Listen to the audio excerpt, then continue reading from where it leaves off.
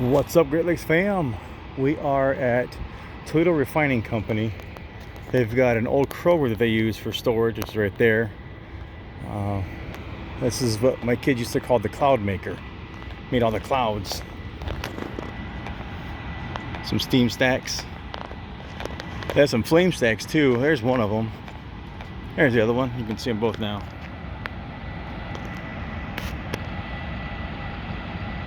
Sometimes those things get absolutely massive. Here comes the semi. So there's a looming fuel shortage coming up, which I'm kind of curious about. This is actually a fueling depot for tankers. Here's the gas station attached to it. It used to be a Sunoco refinery. A few years ago it was bought out by Toledo Refining Company. I've worked at a refinery, and they do not like you taking pictures or video. It's a matter of national security, blah, blah, blah. That's what we were told. So if we seen anybody, we would, call, confront, things like that. Call the police for the most part. But so with the looming gas shortage coming up, I'm curious of how it's going to affect this refinery. I've been kind of doing some research and looking into a story about it. Maybe doing an op-ed or a paper piece. I'll let this truck go by. Alright guys, so we're going to go ahead and skip ahead till the battalion chief comes out and talks with us. So yep, let's get to it. Oh, what does this say? No alcoholic beverages, illegal drugs, weapons, or explosives are permitted. Beyond this point, vehicles and personal property are subject to search. Now, I have a problem with that. You are allowed to have your firearm on you to and from work. Even if this is an FTC or FTZ. If I remember correctly, I'll have to look that up. If I remember correctly, you are allowed to have your firearm as long as you leave it in your vehicle. Don't take it in. But they can't deny you the ability to protect yourself.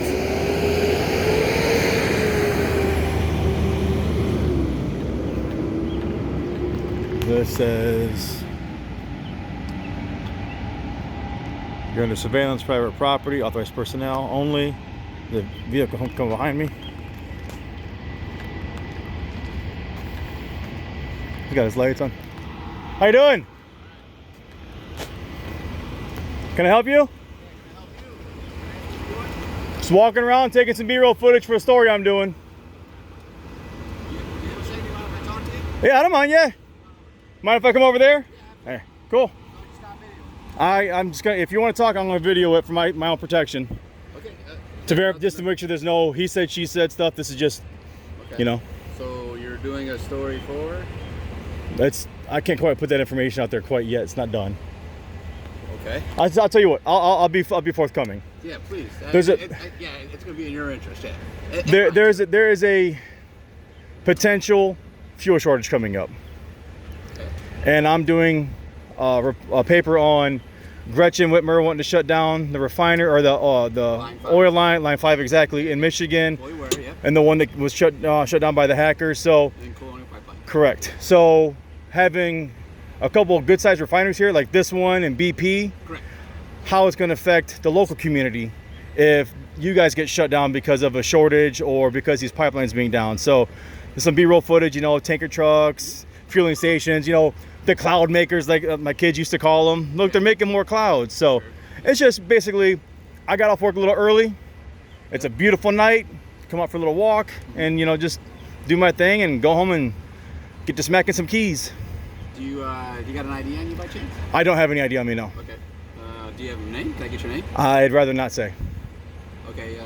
That's not helping me out as far as like trying to keep this from being considered suspicious. I know it's not normal. It's after 4 o'clock in the morning. I'm a night owl. Yeah. I mean, I get up at probably like 1 o'clock in the afternoon, and I'm up till probably 7, 8 a.m. in the morning. Okay. I get it's not normal. Suspicious is a little. I mean, especially with the neighborhoods we have over across the street. Well, for us though, per the codified ordinances. Oh, I know. We have a responsibility to protect the facility as well as report. Right, exactly. And I would expect you to do the same. I think someone wants to talk to you over there. Yeah, you can. I actually used to work security at a refinery. Okay. So you And- can definitely appreciate what I'm Yeah, going through. And 100% do. appreciate, because so here's what's going to happen. It would be better if I could get the information from you, what your name is, what your address is, a contact information. I can't So do that. So then, because what's going to happen at this point is that I'll have no other recourse with the notified authorities. That's fine. I'll wait for him. I was misinformed when I worked at the refinery when I worked at it about state and federal laws. Okay. And it is my job to educate. I take it upon myself. I don't say it's my job. I take it upon myself to help educate where people might be misinformed. And if it's what you guys got to do, I am 100% behind it. I back it all the way. Okay. It's your job. I'm not going to tell you how to do your job, but this is the way I do make a living. This is part of my income. I'm not trying to keep you from making a living. Oh, I know, man. I know. I have a responsibility to assure that what you're saying is credible.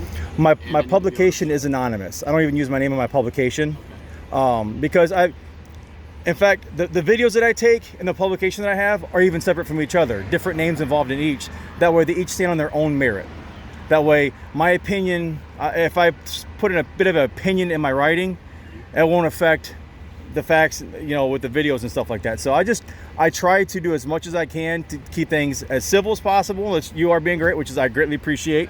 But I also have to protect myself, because if my information gets out there, people might have a different opinion based on just knowing me, and I want my stuff to stand on its own. Well, so I can tell you this: I have no interest in who you are beyond the fact that we need to, if your information would be used in a damaging and or potentially hazardous way that could hurt the refinery, I would need to know how. And obviously, that's not what you're doing. Is what Right. What you're saying to me. I would hope that you could be forthcoming. I would only be sharing your information internally with our security within Right. our reporting, Right. and then I understand. with the Coast Guard, because I'm obligated to do. Right. And I'd rather not say.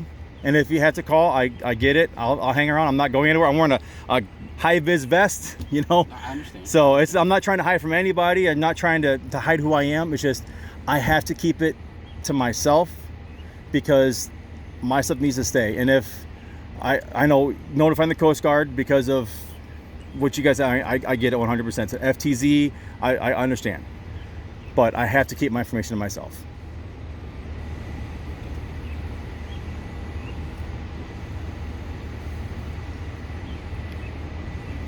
$510, Got you on camera, doesn't it? $215. It really doesn't make a point.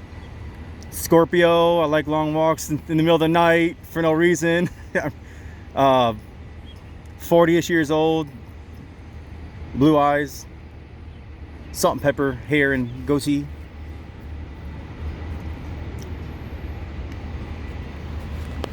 So what is your plan at this point? I was actually heading out. I was heading to go home. I got some footage going through, going back, different angles of the pumps, the train.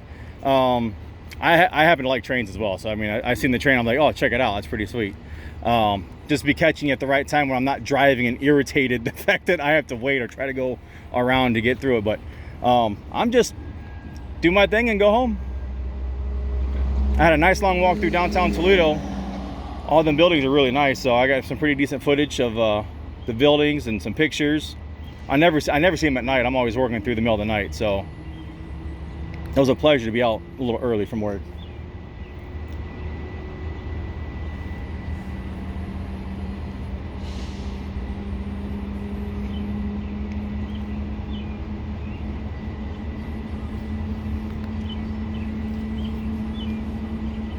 It still impresses me how close that engine has to get to that crossing for that switch to activate. Well, that's so that we don't have to worry about it, activating constantly as they Right. pull out, because they do pull out and they don't quite Oh, get yeah. there and across the street. So. I seen a car probably about 10 years ago.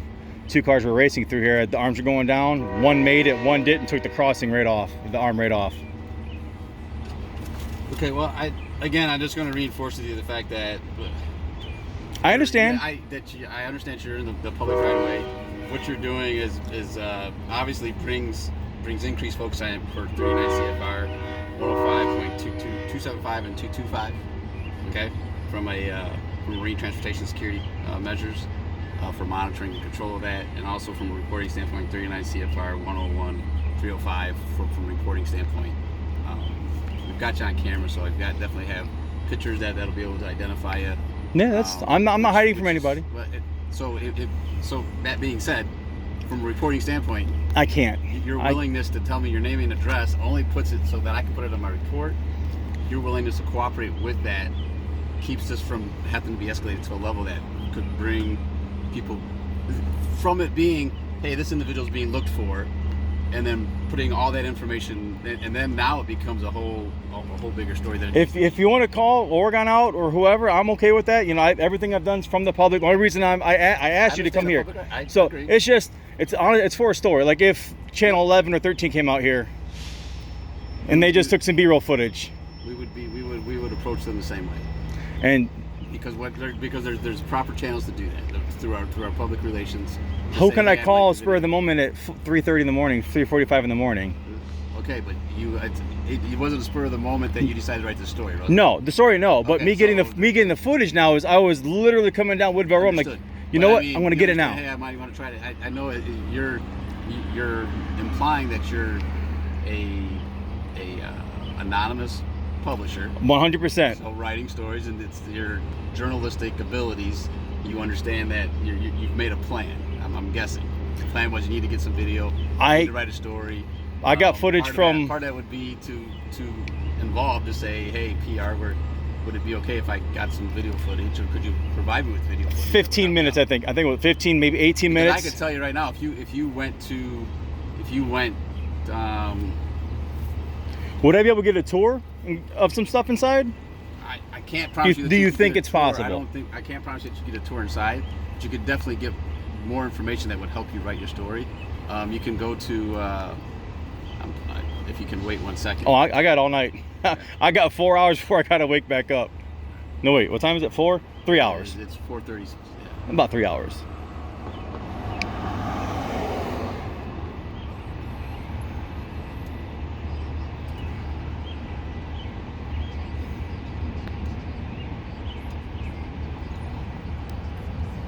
Yeah, I mean, we've got a whole lot of footage out there that's going on right now.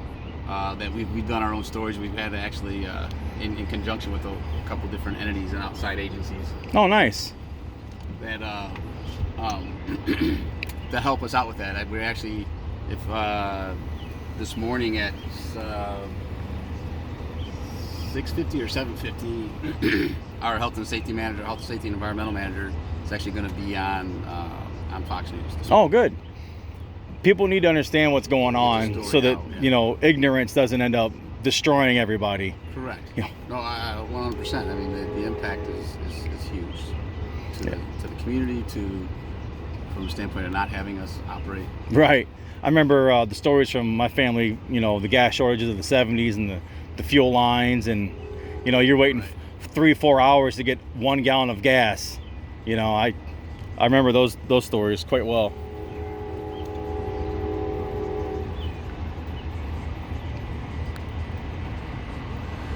Are you the battalion chief, or did you just happen to be able to snag his vehicle? No, I'm the actual battalion chief. Oh, nice. Fantastic.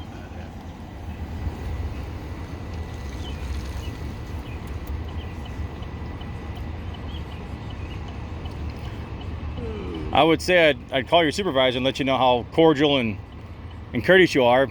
I was gonna more than happy to give you my supervisor's information. But I don't think there's only, one person above you? There's 2. 2? Well, 3 if you count the refinery manager. Right.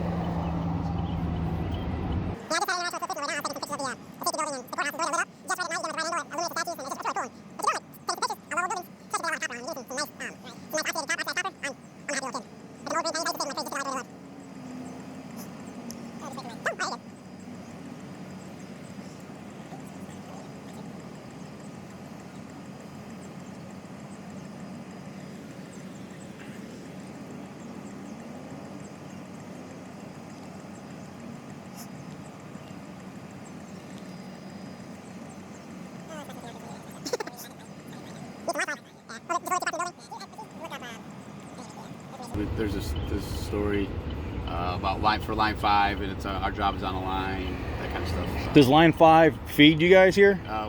We get our primary supply from line 5. Yes. That's what I was actually going to get looking into as well. Like I said, unfortunately, I was hitting our Wi-Fi here, but for whatever reason, it's not hitting my. It's just far enough. I have the same problem in my yard when I mow my grass. In my hotspot here, I just don't know why it's not connecting to my hotspot here.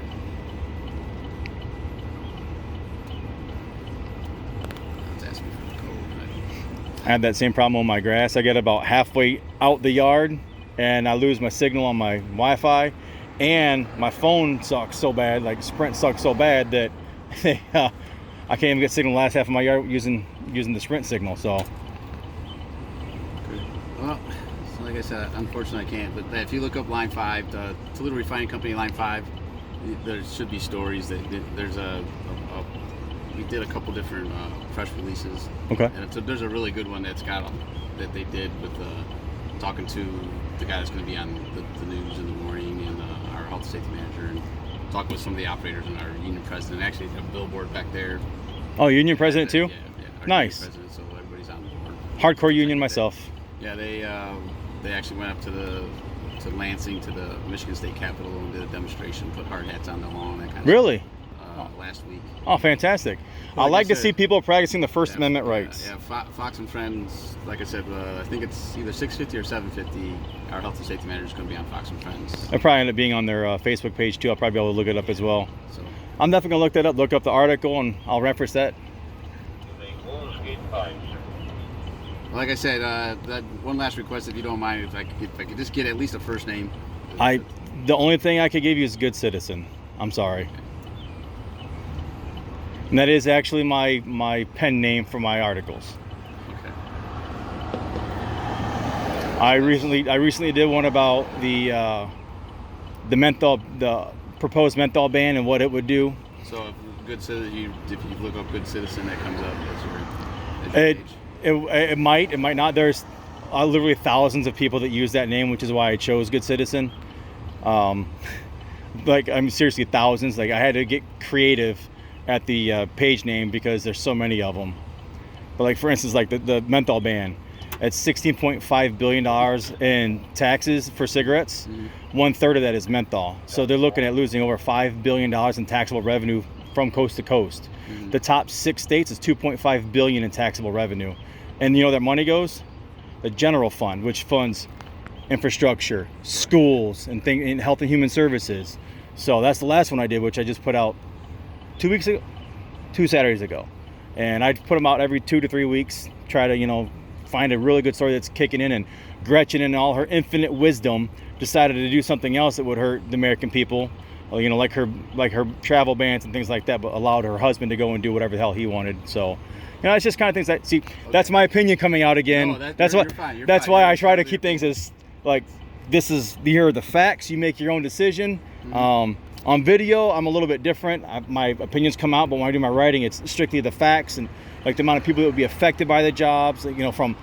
From end to end, from the pipeline, an estimated number of people here locally between you guys. I don't know if BP gets their oil or anything from them. I know they get a lot of stuff boated in. My understanding is BP it's a minimal effect on BP. Is it? It does have an effect, yes. All right.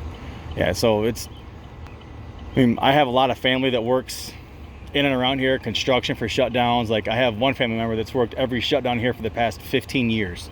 So, when you guys have a shutdown, appreciate what it does for the economy and everything else. Yeah, and to lose that, then what? No one's going to be traveling.